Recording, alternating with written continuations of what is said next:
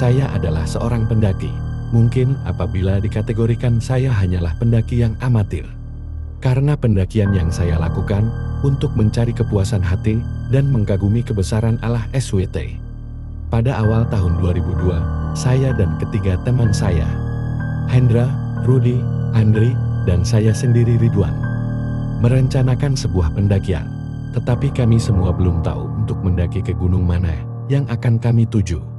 Di saat saya bertemu Rudy, dia bilang, "Rid, gue belum pernah naik gunung sama lu, kira-kira kapan kita bisa naik bareng, Rid?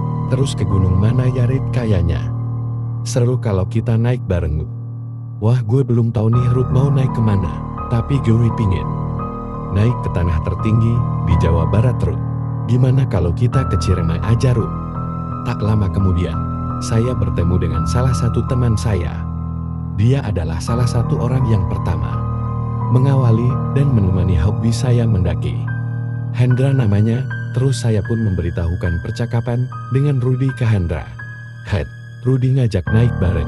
Gimana kalau kita naik ke Ciremai, Gel?" "Boleh, Rid, kapan?" "Gimana kalau bulan April, Hen?" "Boleh."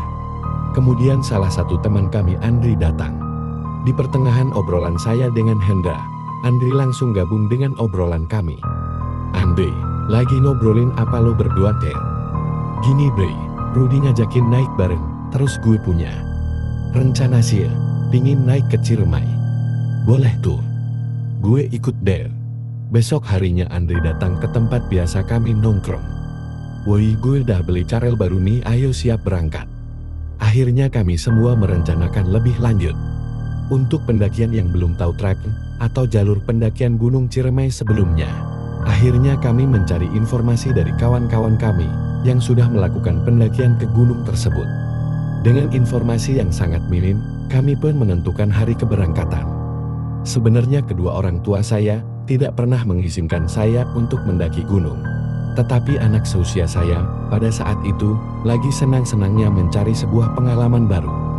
Jadi setiap saya ingin melakukan pendakian, peralatan pendakian saya selalu lebih awal di packing. Karena apabila ibu saya sampai tahu, pasti saya akan batal melakukan pendakian. Jadi caranya kami meminta izin kepada kedua orang tua saya. Kami semua sebelum berangkat datang dahulu ke rumah saya. Setelah ibu saya selesai sholat subuh, lalu kami meminta izin kepadanya dengan perlengkapan yang sudah ada di punggung kami masing-masing. Itu saat yang sangat tepat, bisa dikatakan dengan memaksa. Akhirnya kedua orang tua saya mau tidak mau mengizinkan kami, walaupun wajah mereka menunjukkan tidak ikhlas mengizinkan kami semua. Saya pun langsung mencium tangan kedua orang tua saya, sambil meminta doanya. "Mah, Ridwan berangkat dulu, doain ya, Mah." Hendra, Rudy, Andri pun bergantian meminta doa kepada kedua orang tua saya. Kami semua melakukan keberangkatan pada hari Selasa pagi, kurang lebih mulai berangkat dari rumah sekitar jam 5 pagi menuju Terminal Bekasi. Dan sebenarnya, kami semua tidak tahu di mana Gunung Ciremai itu tepatnya. Tetapi yang terpenting untuk kami, hanya tahu di kota mana Gunung Ciremai itu berada. Untuk kami, itu pun sudah cukup. Dan itu memang yang selalu kami lakukan. Karena apabila dari salah satu teman mendaki, kami sudah tahu di mana letak gunung yang akan kami daki, kami merasa kurang asing. Alasannya kita berusaha ingin mengerti gunung yang kita daki dengan bersama-sama, mencari jalan ke puncaknya. Akhirnya kita semua menuju ke kota Cirebon. Di separuh perjalanan, bus yang kami tumpangi istirahat di salah satu SPBL. Lalu kami membeli makanan untuk mengganjal perut kami. Tidak lama kemudian, ada seorang lelaki berjaket kulit, kacamata hitam, kurang lebih berusia 30 tahun, menghampiri kami. "Lelaki jaket kulit, mau kemana, Mas?" "Kami gak kemana-mana kok, Mas." Lelaki jaket kulit, "Ah, Mas mau mendaki ya? Itu bawa tas besar-besar." "Hendra, iya Mas, kami mau naik ke Ciremai." Lelaki jaket kulit, "Oh, mau ke Ciremai? Kalau mau naik ke sana, lebih baik lewat jalur Palutungan aja, Mas. Lebih landai. Dan pemandangannya lebih indah kalau dari jalur sana." "Hendra, oh gitu ya, Mas? Iya, sebenarnya rencana kami semua ingin mendaki, tapi belum tahu lewat jalur mana. Tapi rencana kami mau lewat jalur Linggarjati, Mas." Lelaki jaket kulit, wah lewat Linggarjati, jalurnya lebih curam mas. Saya juga suka membawa rombongan anak-anak universitas untuk melakukan pelantikan. Di perkemahan, di bawah kaki Gunung Ciremai, lewat Palutungan, kalau mas mau, nanti saya antar ke arah jalurnya. Kami merasa sudah sangat akrab dengan lelaki itu, padahal kami cuma bertemu di tempat istirahat bus. Ia pun memberikan nomor telepon di kertas ke saya, lalu saya simpan di dalam dompet. Akhirnya kita semua percaya ucapan lelaki itu, karena alasannya sangat masuk akal, dan kelihatan dari postur tubuhnya, seorang pendaki yang profesional. Dan ia pun mengantar kami sampai ke arah jalur Palutungan. Kami pun berpisah, setelah lelaki itu bilang, "Kamu naik aja angkot itu, dia ke arah Palutunganku." Kami semua tiba ke sebuah pos pendaftaran untuk pendakian. Lucunya, kami ragu dengan pos tersebut. Selain pos pendaftarannya sudah tidak layak, banyak bagian yang rusak dan tidak ada satu orang pun yang menjaga pos pendaftaran tersebut. Akhirnya kita istirahat di pos itu, sambil bertanya kepada warga sekitar yang lewat. "Pak permisi, saya mau tanya kalau mau mendaki, mendaftar kemana ya Pak?" "Oh tunggu di sini ya Mas, saya panggil dulu Pak Sandi, yang menjaga pos ini, tapi orangnya lagi di kebun." "Iya Pak, kami tunggu." Kami semua makin bingung, sambil menunggu. Saya melihat-lihat ke dalam pos dari luar. Karena masih terkunci. Itu ada sebuah mading di dalam sana. Saya melihat isi mading itu tentang keindahan pemandangan puncak Gunung Ciremai yang ingin kami daki. Gak lama kemudian, Pak Sandi datang, akhirnya POS dibuka, dan kami semua masuk ke dalam. Anehnya, setelah saya masuk ke dalam, mading yang saya lihat dari luar tadi, ternyata isinya bukan foto-foto keindahan puncak Gunung Ciremai, melainkan sebaliknya. Ternyata mading tersebut berisikan foto-foto evakuasi korban-korban pendaki yang mengalami kecelakaan pada waktu pendakian. Saya langsung kaget, tetapi saya tidak bilang kepada salah satu pun teman saya. Proses pendaftaran pun akhirnya selesai. Sebelum kami semua melanjutkan perjalanan, Pak Sandi lalu menanyakan perlengkapan kami. "Apa perlengkapannya sudah lengkap?" "Lengkap Pak.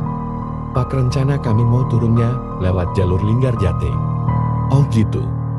Kalau mau turun lewat jalur itu, nanti di puncak sana ada satu nisan, salah satu pendaki dari kota Bekasi.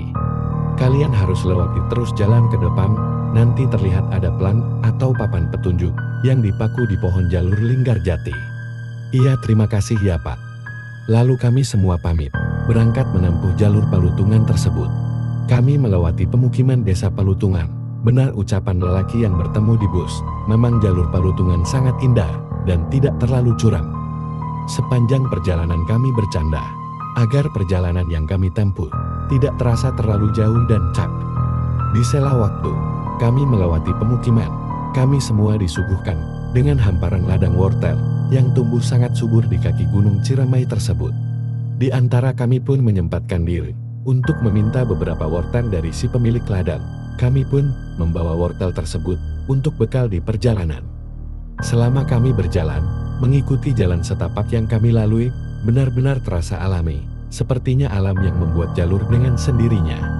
Kami tidak menyadari bahwa jalur yang kami lalui sepertinya sudah sangat jarang dilalui para pendaki. Trek yang kami lalui terbentuk asli dengan sendirinya. Kami pun terhalang dengan tumbangnya salah satu pohon besar yang menutupi jalur setapak. Akhirnya kami berhenti melihat sekeliling dan berpikir mau lewat mana. Lalu tidak lama kemudian, ada satu kelompok pendaki yang turun dari atas, berlawanan arah dari kami. Mereka menuruni jalur lewat pohon yang tumbang di depan kami. Agak kaget, dan kelompok pendaki yang turun itu hanya 3 orang. Akhirnya menghampiri kami. Ia bertanya kepada kami, "Mas mau muncak ya?" "Iya Mas."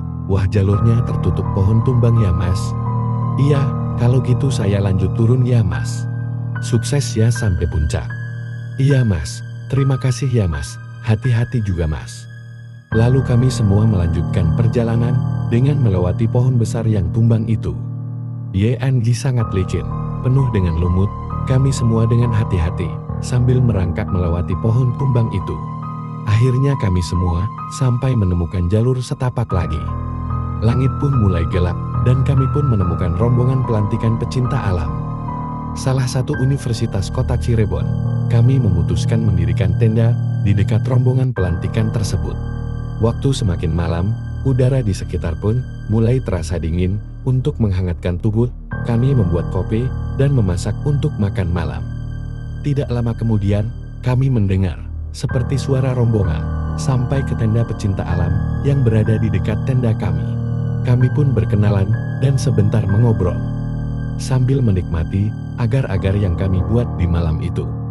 Ternyata mereka dari salah satu universitas di kota Cirebon yang baru saja melakukan kegiatan mencari jejak. Pagi hari pun tiba, matahari pun sudah menembus kabut dan dedaunan.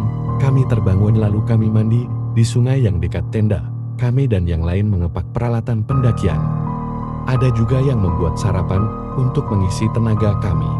Setelah semua selesai, kami pun pamit dengan rombongan pelantikan pecinta alam itu, dan disitulah akhir kami bertemu orang lain selain kami berempat.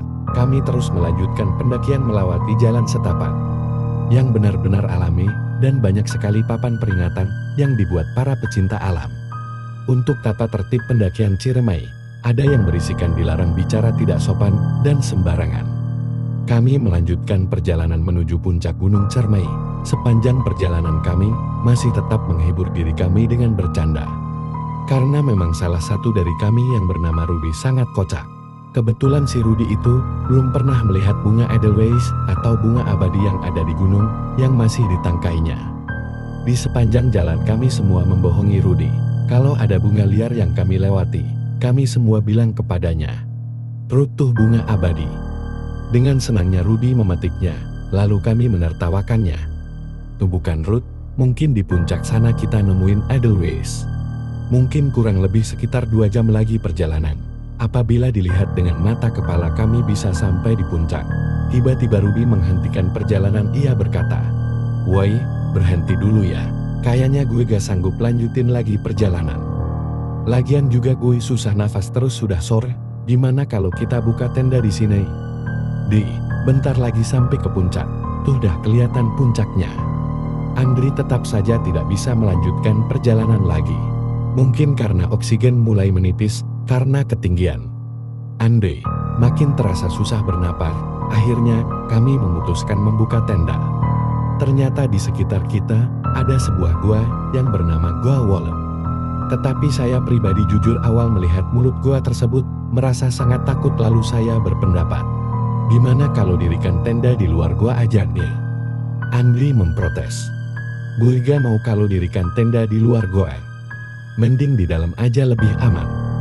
Kalau ada badai kita gak bakal kena badai." Itu salah satu alasannya Andri. Saya berpikir gak akan terkena badai, karena posisi untuk menjangkau ke gua tersebut harus turun mungkin sekitar 5-7 meter. Jadi sebenarnya, walaupun kami mendirikan di luar gua, kita terlindung di balik tebing yang ada di sekitar kita, atau tepatnya kami semua berada di sekitar antara tebing tersebut. Akhirnya Andri malah emosi.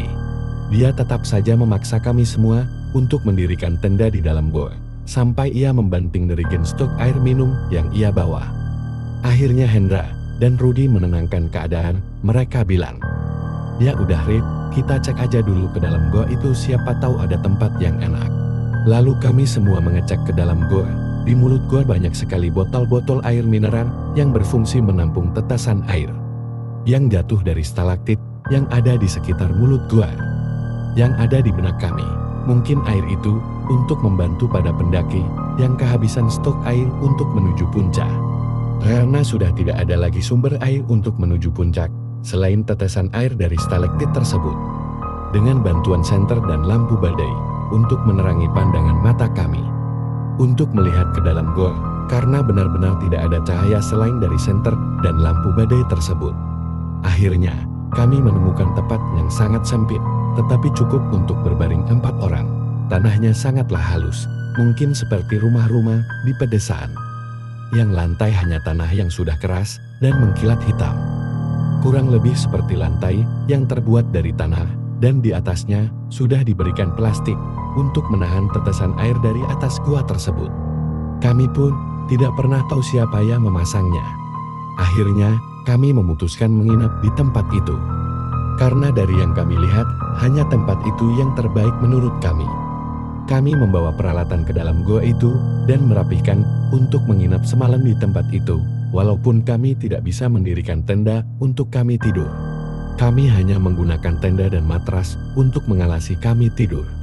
Di atas langit-langit gua tersebut, memang banyak sekali sarang burung walet, karena burung-burung walet banyak bersarang di antara celah-celah atap gua dan berterbangan dari langit-langit gua tersebut. Kami berpikir mungkin gua ini dinamakan gua walet, karena banyak sekali burung walet yang bersarang di gua tersebut. Tanpa kami sadari, dari tempat berbaring kami, kurang lebih 2 kali 3 meter, di bawah kaki kami ada lubang yang sangat gelap. Yang kami cek dengan menjatuhkan batu ke dalam lubang atau rongga gua tersebut, untuk mengetahui apakah dangkal atau sebaliknya. Ternyata lubang itu sangat dalam, sampai batu yang tadi kami jatuhkan sangat lama menyentuh dasar lubang tersebut. Pantulannya pun terdengar sangat jauh. Rasa ketakutan saya semakin tambah. Lalu waktu pun semakin malam. Kami memutuskan untuk berbaring. Tidak lama kemudian Hendra berteriak. Di saat kami semua sudah mulai tidur. Aduh gue kebakar. Aduh gue kebakar. Kami semua terbangun lalu bertanya. Apa yang kebakar Henki? Ini badan gue kayak kebakar. Lalu Hendra membuka jaket yang ia pakai. Dengan penerangan senter dan lampu badai, kami melihat ke arah yang terasa terbakar pada tubuh Hendra. Tepatnya di bawah ketiaknya, ternyata kulitnya terkelupas. Mungkin kurang lebih lebarnya setelapak tangan orang dewasa. Lalu kami mengobatinya dengan peralatan P3K yang kami bawa. Ternyata penyebab kulit Hendra terbakar karena minyak tanah yang tumpah di jaketnya dari lampu badai yang dia taruh di dalam tasnya. Yang dibalut jaket untuk terhindar dari benturan. Ternyata isi minyak di lampu itu masih tersisa dan tumpah di jaketnya. Pengalaman yang kita dapat dari kejadian itu, ternyata minyak tanah sangat berbahaya apabila di keadaan suhu yang dingin, apabila terkontak langsung dengan kulit. Lalu kami semua melanjutkan tidur, suasana di dalam gua semakin mencekam. Tidak lama kemudian Rudy membangunkan saya. Red bangun deh. Kenapa Ru? Gue pingin kencing tapi di mana ya? Serem banget nih. Sama gue juga, dari tadi nahan kencing Ru. Hendra dan Andre akhirnya terbangun dari tidurnya.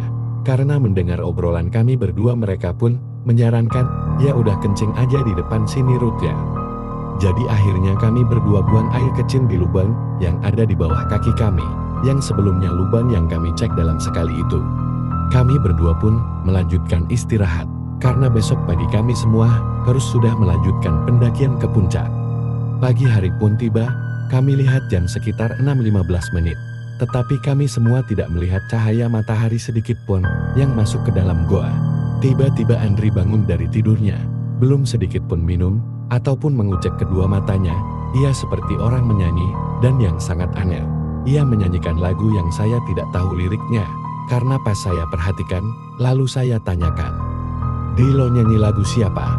Andri menjawab dengan santainya. Gue gak nyanyi apa-apaku. Saya pun bingung. Karena saya jelas mendengar Andri menyanyikan sebuah lagu. Syair lagu yang Andri nyanyikan, dan saya masih ingat dengan jelas. Aku terdampar di hutan yang luas ini. Dan jujur saja, nadanya pun lumayan bagus Andri nyanyikan. Ya sudah saya mengabaikan nyanyian tersebut. Lalu kami semua packing barang masing-masing untuk melanjutkan pendakian ke puncak.